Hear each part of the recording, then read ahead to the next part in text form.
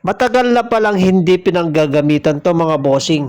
Sabi ni Madam, pag mapagana namin ito. Malaking tulong daw sa kanya ito pag napagana namin. Ilang taon na po nang nakalipas, may 15 years na yata to. Hindi po kami yung gumawa dito. Kaya susubukan po namin kung malakas nga yung tubig nito. Ito mga bossing, ready na po tayo mag-install. Ito na po yung mga fittings. Ito po yung lalagay natin sa tuktok ng tubo na ilalagay natin na suction pipe. Ito po yung unahin natin, yung suction pipe. Dapat maglagay na po tayo ng foot valve at saka mga fittings nito. At ito na po yung mga ginawa ko mga boss. May male adapter at saka reducer para pumasok yung 3/4 na tubo dito. Kinamay na mga bossing, mapapanis na to. Yan, okay na mga boss, ilalagay na natin yung suction pipe. Nandito pala kami sa Ballesteros. Shout out taga Ballesteros.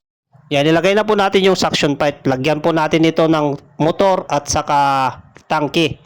Yun, lumusot na. Yan, para madaling alisin pag mag-repair tayo. Pag palit tayo ng foot valve. Ito mga boss, 2.5 lang yung tubo nito. Napakababaw. Malakas siguro ang tubig nito. Lagay na po natin yung wire dito sa motor. Okay na, naikabit na mga boss. At ito na po yung tangke. So, yan mga boss. Ba't ganyan mga boss? Baka matisod yung pumunta dyan.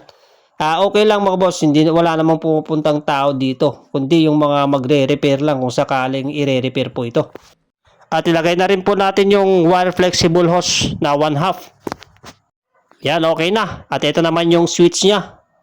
Yun, safety breaker. At ito na po, lalagay na po natin sa junction box. Yun, napakadelikado ito mga boss. Kailangan maingat po tayo dito. Ito nga pala yung tubig nito, nung unang subok namin. Yun, napakalakas pala yung tubig nito mga boss. 2.5 lang yata yung binaon dito, pero ang lakas. Pero ang ganda yung tubig mga boss, walang amoy. Walang amoy na mabaho or ano.